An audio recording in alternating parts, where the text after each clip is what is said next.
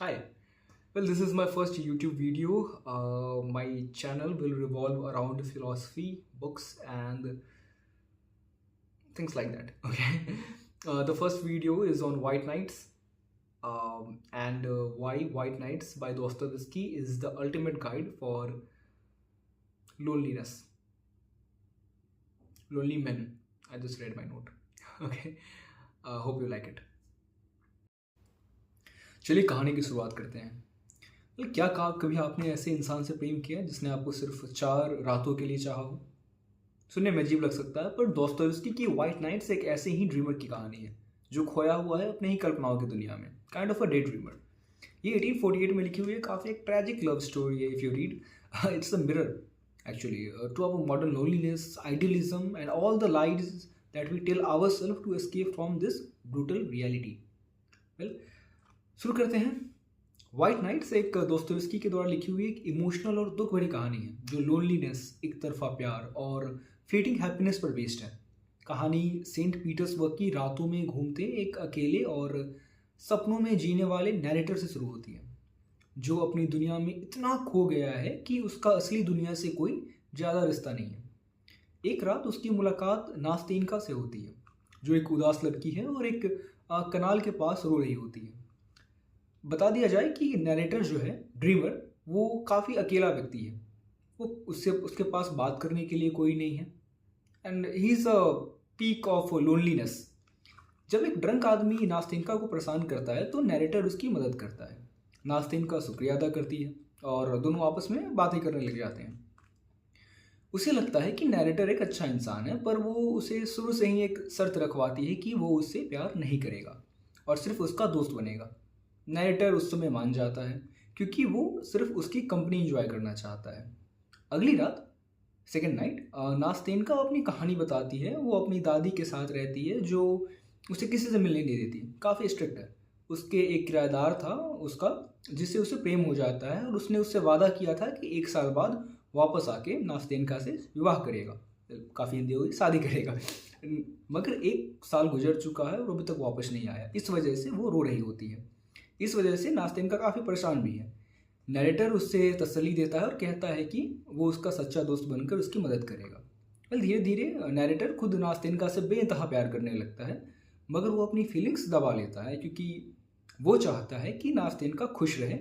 एक दिन नास्तेनका भी कंफ्यूज होने लगती है और सोचती है कि शायद उसका प्यार लौट कर नहीं आएगा। इस वजह से वो नैरेटर से शादी करने की सोचती है।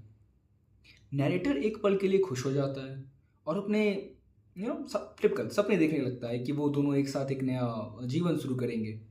मगर वेल, अनफॉर्चुनेटली अगले दिन जब दोनों घूम रहे होते हैं ऑन द 4th नाइट, तब अचानक नास्तेनका का पुराना प्यार वापस आ जाता है। I no. वेल, उसकी तरफ भाग जाती है और उसे गले लगा लेती है।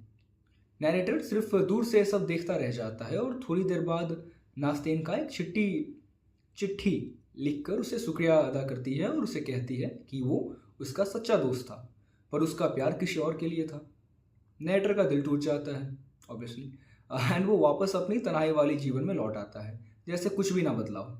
ये कहानी बताती है कि कभी कभी प्रेम एक लम्हा होता है, एक फ्लिंग होता है, एक मोमेंट होता है जो दिल में हमेशा के लिए यादों की तरह रह जाता है, मगर असल ज़िंदगी में उसका कोई वजूद नहीं रहता। पहली रात का एसेंस यह है कि कभी कभी एक अजनबी भी, एक अननोन पर्सन भी हमारी दुनिया को एक नया मतलब दे सकता है। Dreamer, I will now address him as a dreamer, जो अपनी दुनिया सिर्फ ख्वाब देखने में बिता रहा था, अब उसकी रियलिटी में आ चुका है, जो उसे भी सरप्राइज कर रहा है।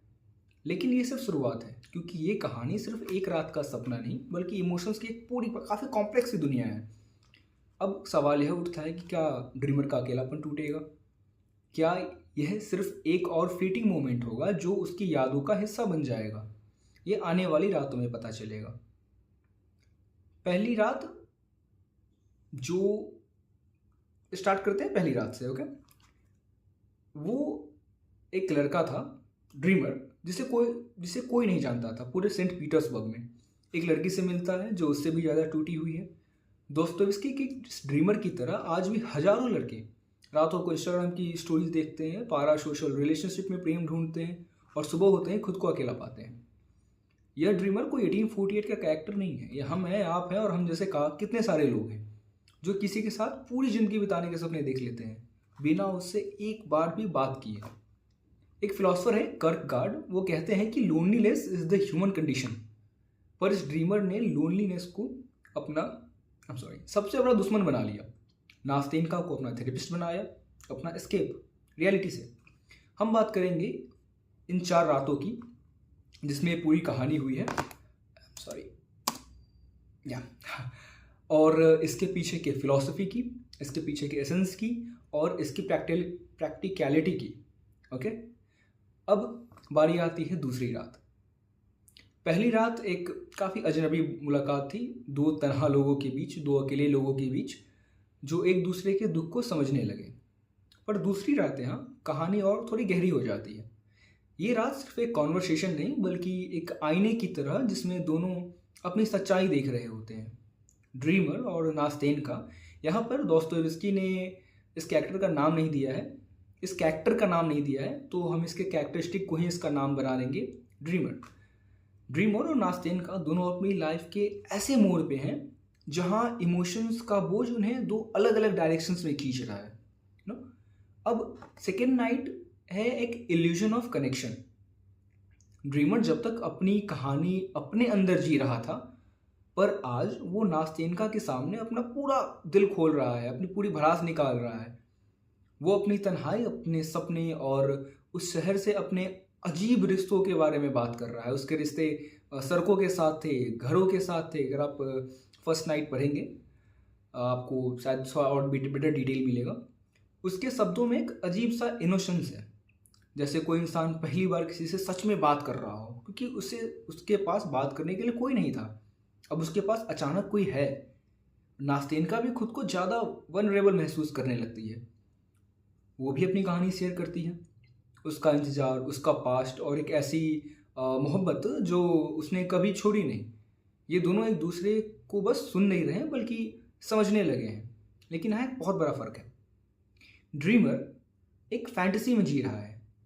अगेन आप ड्रीमर से रिलेट करेंगे, I think most of the people relate करेंगे। ओके, और वो नास्तेनका को एक आइडियलाइज्ड इमेज के रूप में देख रहा है, जैसे वो सिर्फ उसकी दुनिया का एक हिस्सा हो।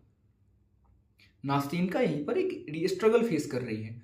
उसका दुख एक सच्चाई है, एक रियलिटी है जो उसके पास्ट को डिफाइन करता है। फिलोसफिकली देखा जाए तो ये मूवमेंट एक एग्जिस्टेंशियल क्राइसिस को दिखाता है।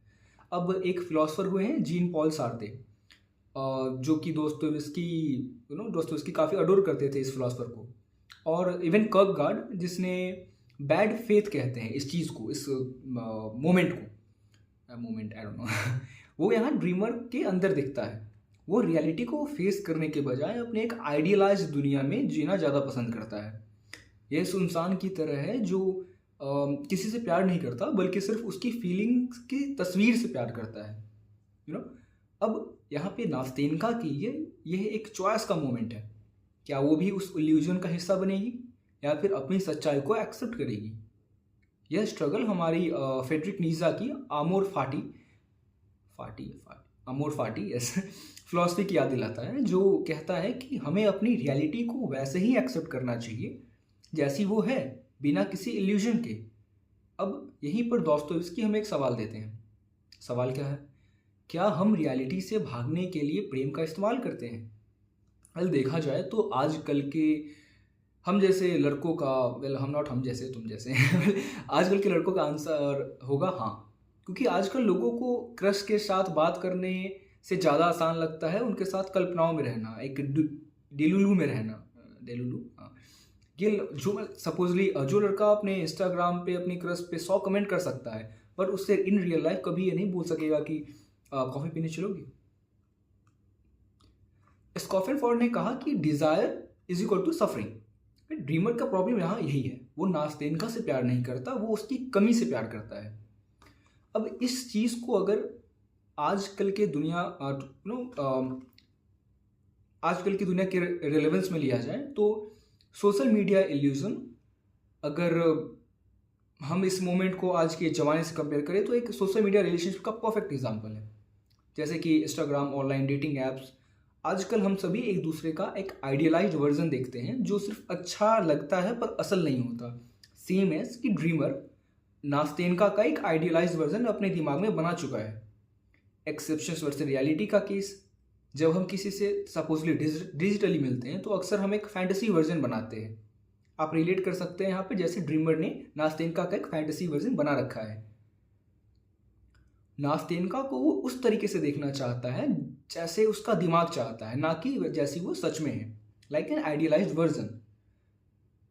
एंड यहीं पे एक और कॉन्सेप्ट आता है एस्केपिज्म का और लोनलीनेस का। आज भी कितने लोग रियलिटी से भागने के लिए अपनी कहानी किसी अननोन पर्सन को बता देते हैं, सिर्फ इस उम्मीद में कि शायद कोई तो समझे।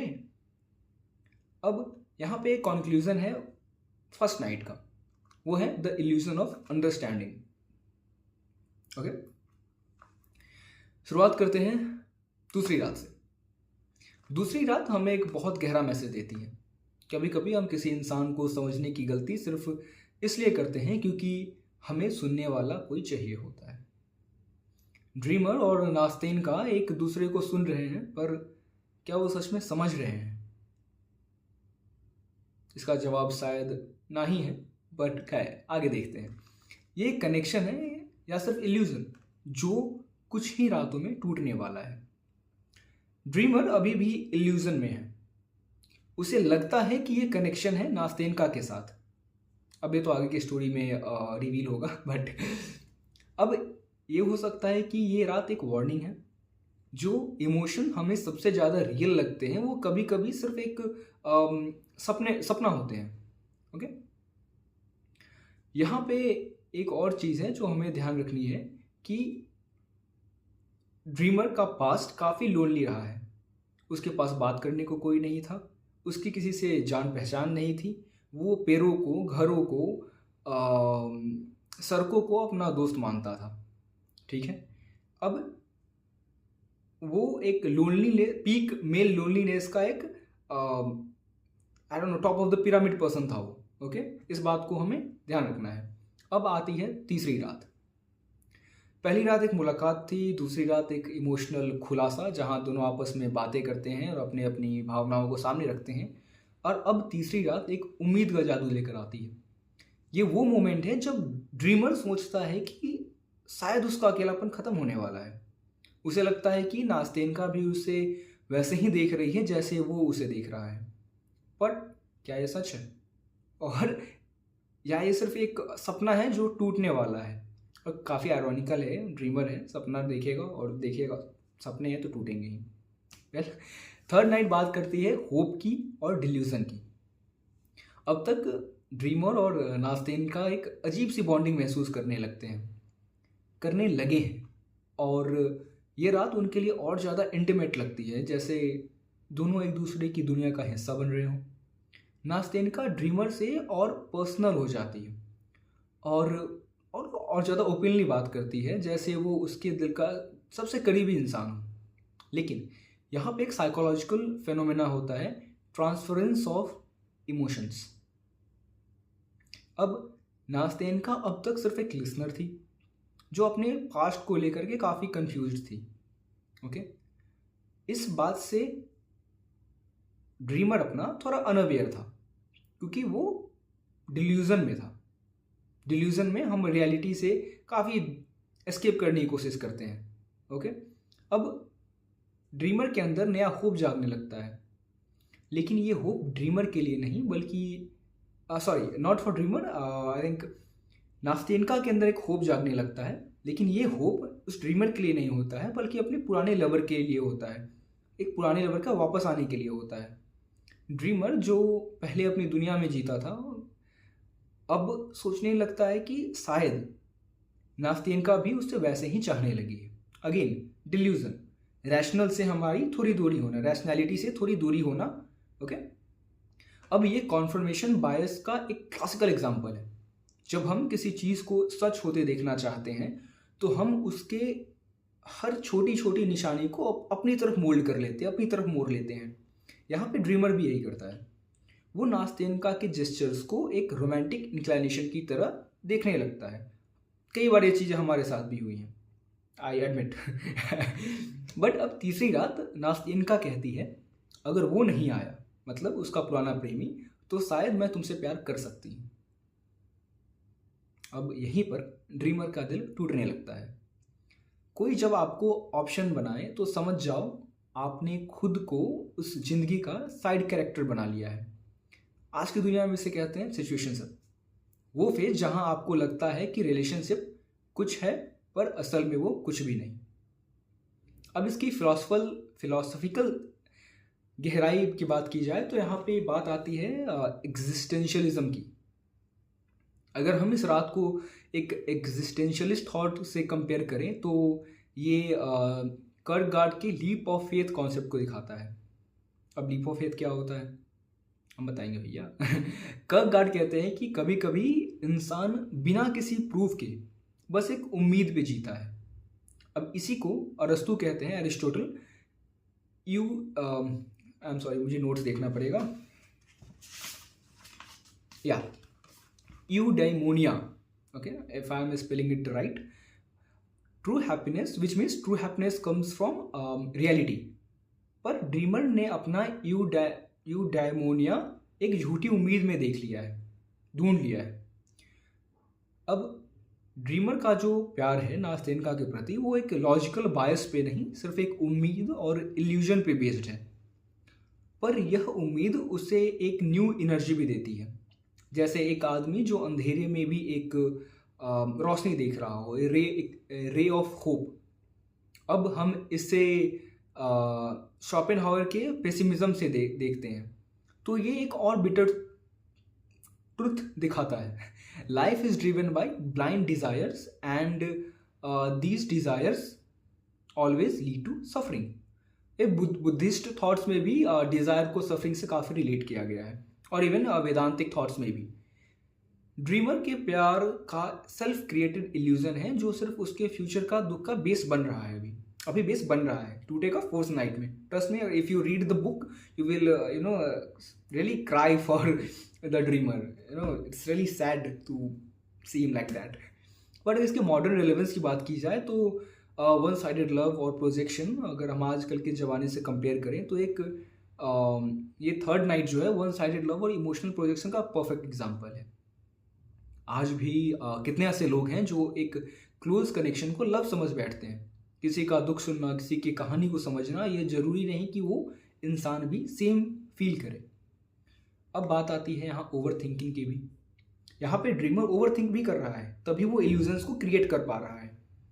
अगर कोई आपसे ज़्यादा बात करे इसका मतलब ये नहीं कि वो आपसे प्रेम करता है। ड्रीमर भी यहाँ यही मिसअंडरस्टैंड करता है। मेरे नोट्स मेरे पास हैं क्योंकि इसमें कुछ टॉपिक्स हैं, मैंने बुलेट पॉइंट्स मेंशन कर रखे हैं, इधर उधर देखूँ तो डोंट गेट कंफ्यूज्ड।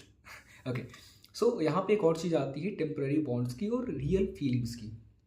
कई बार लोग सिर्फ एक फेज को के थ्रू जा रहे होते हैं और किसी का इमोशनल सपोर्ट ले रहे होते हैं, लेकिन दूसरा इंसान सोचने लगता है ये परमानेंट बॉन्ड है। ड्रीमर भी यहाँ इसी ट्रैप में गिरता है। अब इसका कंक्लूजन क्या है? There is a very thin line between love and fantasy. तीसरी रात दिखाती है कि प्यार और इल्यूजन के बीच एक बहुत पतली लाइन होती है। ड्रीमर उस लाइन को क्रॉस करता है। अब वो एक इमोशनल बॉन्ड को प्यार समझ रहा है, लेकिन रियलिटी क्या है? Reality is quite different from his illusion और his dream. I don't know what is. अब क्वेश्चन ये उठता है कि क्या नास्तेनका उसके लिए भी सेम महसूस करती है? वो सिर्फ एक कंफर्ट जोन के लिए उसके साथ वक्त बिता रही है? There is a good chance, and if you read the story it will be unavailed that it is quite true। अब क्या ड्रीमर अपनी दुनिया में जी रहा है बिना सोचे समझे कि आगे वाला इंसान उससे क्या एक्सपेक्ट कर रहा है? ओके, ये बात हमें एक डीप क्वेश्चन दे जाती है। क्या प्यार सच में एग्जिस्ट करता है या सिर्फ हमारी सोच का एक प्रोजेक्शन होता है? अब ये ऐसे क्वेश्चंस हैं जहाँ पे आपको खुद सोचना होगा, आपके खुद की पर्सपेक्टिव को। Maybe if you write a journal, I will suggest कि start writing, keep a diary with you and write because there are a lot of questions with philosophy. There's a lot of questions, and there are a lot of perspectives to it. Maybe your perspective can contradict to a famous philosopher. you know so you have ought to write. Okay. अब आती है चौथी रात, the heartbreak moment. Dreamer और Nastenka का फिर मिलते हैं। ड्रीमर अब तक कन्विंस्ड हो चुका है कि नास्तेन का उससे प्यार करती है या करने लगेगी। उसका ऑप्टिमिज्म पीक पे है। उसे लगता है कि ये मोमेंट उसके लाइफ का सबसे बड़ा टर्निंग पॉइंट होने वाला है। Again delusion, but again optimism उसका पीक पे है। हार्मोन्स ने उसके रैशनल माइंड को कंट्रोल कर रखा है। लेकिन तभी नास्तेनका का असली इंतज़ार ख़त्म हो जाता है। कैसा इंतज़ार? उसका पुराना प्रेमी लौट आता है। I know it's sad and many of us can relate to it, tell not मी।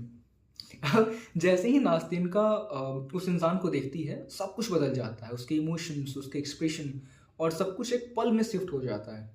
वो ड्रीमर को छोड़ के अपने प्रेमी के पास भाग जाती है फॉर वेरी ऑब्वियस रीजंस। अब आपके मन में सवाल उठ रहा होगा, ड्रीमर का क्या भैया? कुछ नहीं, वो बस वहीं खड़ा रहता है अकेला। फिर से उसके अंदर एक अजीब सा सन्नाटा है। और क्यों ना हो, वो रियलाइज करता है कि जो सपना उसने देखा था वो सिर्फ उसका अपना इमेजिनेशन था, उसका अपना डिल्यूजन था, काइंड ऑफ डे ड्रीमिंग था। अपने धूम में वो what was the name of the actor जो सपने देखता है अपनी गाड़ी पे और उसके पीछे 2-3 लड़कियां बैठी होती हैं, जो अभिषेक बच्चन के साथ था, you know kind of that. Okay, बस अब नास्तेनका उससे कभी प्यार नहीं करती थी, अब उसे रियलाइज हो रहा है। बस एक मोमेंट में सारी उम्मीद, सारी खुशी बिखर जाती है। लेकिन यहाँ पे एक और पेनफुल चीज होती है। नास्तेनका जाने से पहले अपनी ड्रीमर से कहती है कि अगर मेरा प्यार लौट कर नहीं आता तो शायद मैं तुमसे प्यार कर लेती। मैंने जब मुझे पढ़ के इतना बुरा लग रहा है एंड मुझे काफ़ी गुस्सा आ रहा है नास्तेनका पे, आ रहा था, अब तो पढ़ चुका हूँ तो ओके। अब ये एक dagger in the heart moment है ड्रीमर के लिए, क्योंकि अब उसे रियलाइज हो रहा है कि वो एक बैकअप ऑप्शन की तरह था। मतलब ड्रीमर सिर्फ एक इमोशनल सपोर्ट था, नथिंग एल्स। मगर असली प्यार नहीं मिलता। अब क्वेश्चन ये उठता है कि अगर असली प्यार नहीं मिलता तो तभी उसकी वैल्यू होती। अगर वो उसका पुराना प्रेमी नहीं आता तो क्या ड्रीमर की वैल्यू अभी भी होती? और यही सबसे बड़ा रियलाइजेशन है। ड्रीमर सिर्फ एक कुछ रातों का हमसफर था, एक रियल पार्टनर नहीं। दोस्तोवस्की यहाँ पे काफी कड़वा सच बोलते हैं। Our imagination is our jail. I don't know what to call jail in English. Prison. Our imagination is our prison. और ये बात सिर्फ 1848 की नहीं है। हम सभी इस जेल में जी रहे हैं। हम जैसे काफ़ी लड़के, ऐसे लड़के जो 2 साल बाद भी अपने एक्स के स्पॉटिफाई प्लेलिस्ट को स्टॉक कर रहे हैं, क्योंकि रियलिटी एक्सेप्ट करने से डिल्यूजन में जीना बेहतर होता है। अब अगर बात की जाए इसके फिलोसफिकल एनालिसिस की, तो दोस्तोवस्की की क्रूअल रियलिटी, ये मोमेंट दोस्तोवस्की के एग्जिस्टेंशियलिस्ट विजन का पीक है। ये दिखाता है कि दुनिया में प्यार और अटैचमेंट सिर्फ एक इंसान का इल्यूजन हो सकता है, जबकि दूसरे इंसान के लिए वो सिर्फ एक वक्त बिताने का जरिया हो। इसे एक फिलोसफर जीन पॉल सार्त्रे, जो कि जिससे दोस्तोवस्की काफ़ी इम्प्रेस्ड थे, द लुक थ्योरी से कनेक्टेड होती है। सार्त्रे कहते हैं कि जहाँ तक एक इंसान किसी की आंखों में अपनी वैल्यू देखता है तब तक वो एग्जिस्ट करता है, जब तक वो वैल्यू देखता है तब तक एग्जिस्ट करता है। ड्रीमर की एग्जिस्टेंस तब तक थी जब तक नास्तेनका उससे बातें कर रही थी। जैसे ही उसका असल प्यार लौट आता है, ड्रीमर की एग्जिस्टेंस खत्म। अब ये फिर से एक एग्जिस्टेंशियल क्राइसिस का मोमेंट है। क्या हम सिर्फ तब तक इम्पॉर्टेंट हैं जब तक दूसरा इंसान हमें देख रहा है? आप इन क्वेश्चंस को खुद से रिलेट करें एंड खुद से आंसर करने की भी कोशिश करें खुद को। ओके, अब यहाँ पे फ्रेडरिक नीजा की एक फिलॉसफी से देखें तो ये विल टू पावर का उल्टा वर्जन है। नीजा की एक और कोट है, आमोर फाटी, लव योर फेट। ड्रीमर ने यहाँ यही नहीं सीखा। उसने फेट से प्यार नहीं किया, बस अपने दर्द से प्यार करता रहा, अपने अकेलेपन के दर्द से। ड्रीमर अपनी खुशी अपने हाथ में नहीं रखा, बल्कि नास्तेनका की मर्जी के ऊपर डिपेंडेंट कर देता है, मोर लाइक एक्सटर्नल वैलिडेशन। जब तक नास्तेनका उसके साथ थी तब तक वो काफ़ी खुश था, तब तक जिससे हम प्रेम करते हैं वो हमारे साथ रहे, काफ़ी खुश रहते हैं। जैसे ही वो चली जाती है हमारा पूरा एक इमोशनल वर्ल्ड बिखर जाता है।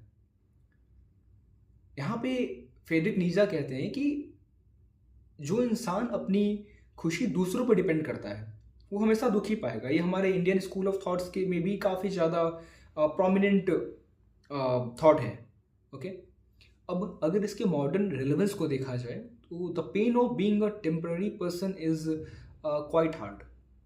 We must have faced a similar situation in our lives at some point of time. Okay, और अगर आज के ज़माने से कंपेयर करें तो ये एक सिचुएशनशिप या एक वन साइडेड लव स्टोरी का परफेक्ट एग्जांपल है।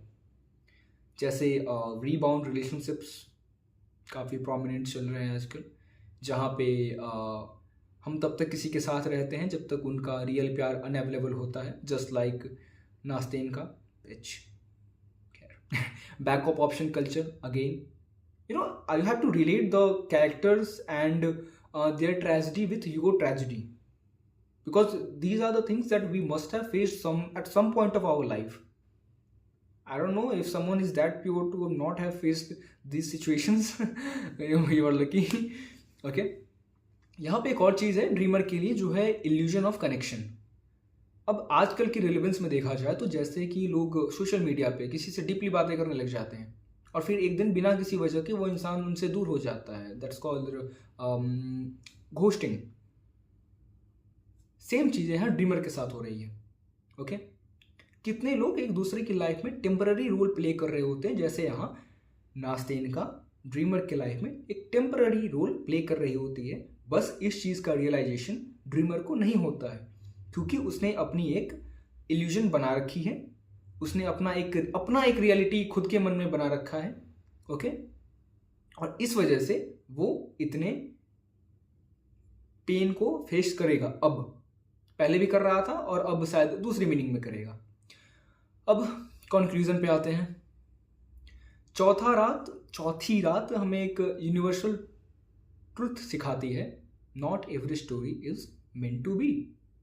ड्रीमर सपने में जी रहा होता है जो चौथी रात को टूट जाता है। नास्तेन का उसके लाइफ का एक फेज थी, पर वो उसके लिए पूरी दुनिया बन गया था। Again story that we all can relate to. और जब सपना खत्म हुआ तो बचा क्या ड्रीमर के पास? अकेलापन, जैसा वो पहले था।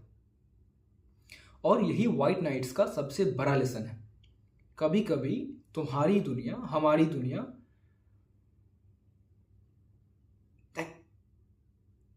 सिर्फ हमारे लिए सच होती है, दूसरे लोग उसमें मेहमान होते हैं, लाइक टेम्पररी पर्सन, बट हम उसमें हमेशा रहते हैं, लाइक हम अपनी स्टोरी के मेन कैरेक्टर हमेशा रहेंगे। ओके, अब यहाँ दोस्तोयेव्स्की का ड्रीमर सिर्फ एक कैरेक्टर नहीं है, वो हर उस इंसान का रिफ्लेक्शन है जो एक बार किसी इल्यूजन वाले प्यार में जीता है और फिर उसका एक हार्ट ब्रेक फेस करता है। अब सवाल यहाँ यह है कि क्या हम सब एक ना एक दिन ड्रीमर बन जाएंगे और फिर बन जाते हैं? क्या लगता है? आई एम प्रिटी श्योर कि ये ऐसा क्वेश्चन है जिससे हम काफ़ी लोग रिलेट कर पाएंगे और हमारे पास इसका आंसर भी होगा। बट यहाँ पे एक इसका सॉल्यूशन है कि एक्सेप्टेंस। अगेन आमोर फाटी। अब व्हाइट नाइट्स की कहानी एक ऐसे इंसान की जो अपनी दुनिया में जीता था, एक छोटी सी उम्मीद से जीवन भर का प्यार चाह रहा था, और जब उसकी आंखें खुली तो उसके हाथ सिर्फ अकेलापन लगा, तन्हाई लगी। ओके। अब सवाल एक और उठता है कि क्या हम सपने देखना बंद कर दें? दोस्तों हमें ये नहीं सिखा रहे, वो हमें सिखा रहे हैं कि सपने और रियलिटी के बीच में बैलेंस ढूंढना। अगर आप किसी भी नाश्तेनका का इंतज़ार कर रहे हो, उसके मैसेज का, नोटिफिकेशन का इंतज़ार कर रहे हो, तो याद रखो कि वाइट नाइट्स टेम्पररी है। सुबह होगी, पर सुबह तभी अच्छी होगी जब आप उठकर अपनी ज़िंदगी, अपना जीवन जीना शुरू करें। अब यहाँ एक और सवाल है, बहुत सारे सवाल हैं। क्या हम ड्रीमर से कुछ सीख सकते हैं? I think this is the actual conclusion of the video. अब हाँ, और यह लेसन हर किसी के काम आएंगे, हमारे भी, आपके भी। अपनी खुशी दूसरों पर मत रखो। Don't be dependent on the external validation, and in today's world we are mostly dependent on it. अब ड्रीमर का प्यार नास्तेंका के ऊपर बेस्ड था, जब वो चली गई उसकी दुनिया बिखर गई। टिपिकल। ओके। अब यहाँ पे नीजा कहते हैं कि अगेन जो रेफरेंसेस मैं डाल रहा हूँ अदर फिलोसफर की, वो इस बुक में मेंशन नहीं है। There are some references that I am just aware of and I am relating it to this. Okay. जो इंसान अपनी हैप्पीनेस कंट्रोल नहीं करता वो हमेशा दुख पाएगा। So what's the solution? Self sufficiency सीखना, अपने इमोशनल वैल्यू दूसरों के अप्रूवल से नहीं जोड़ना, और वन साइडेड लव का इल्यूजन तोड़ना काफ़ी ज़रूरी है। For most of the main it's really important. अगर कोई इंसान आपको तब तक इंपॉर्टेंस देता है जब तक उसका रियल चॉइस अनअवेलेबल है, तो आप ये समझना होगा कि वो प्यार नहीं, एक ज़रूरत है। यहाँ पे लव और कॉम्पेनियनशिप का डिफरेंस समझना होगा, जो यहाँ पे ड्रीमर नहीं समझ पाया नास्तेनका के साथ। ड्रीमर इस इल्यूजन में रहा कि this will stay for ever, but वो सिर्फ वाइट नाइट, एक रात की कहानी थी। रात गई, नई शुरुआत हुई, वो बीत गई वो बात, फॉर एवर कनेक्शन नहीं था। अब कुछ लोग एक फेज में मिलते हैं और फिर चले जाते हैं, अगेन आना जाना लगा रहता है। ये बातें हम सभी ने कई बार सुनी हैं। अब हमें बस इस स्टोरी से रिलेट करना है, इस दूसरों की गलतियों से सीखते हुए रिलेट करना है। ओके, आई फॉरगॉट मैं आगे क्या कहूँ, I was out of words. Okay. अब इसका मतलब ये नहीं कि ये सारे मोमेंट्स मीनिंगलेस थे, बस ये समझना होगा कि सब कुछ टेम्पररी है। अब ये देखा जाए तो इंडियन स्कूल ऑफ थॉट्स में भी काफ़ी ज़्यादा प्रोमिनेंट थॉट है ये। अब एक और चीज़ और लास्ट चीज़, आई विल सजेस्ट कि you have to read the book. I think काफ़ी पतली बुक है, 80-90 पेजेस की बुक है, 100 रुपीज़ में अमेजोन पे मिल जाएगी। Dostoevsky being one of my favourite, and he is really good man, he is a quote. Okay, I will suggest कि आप पढ़ लो। I have summarized the book and the philosophy behind it and the rational in practical world behind it. Okay, now I will suggest go and read if you want. If you don't want, I will suggest go on YouTube and watch a long summary of the book. That's also good. Okay, and in the next video I think I will make a video on how you can I don't know. I have not thought my niche yet for the next video, but sayonara.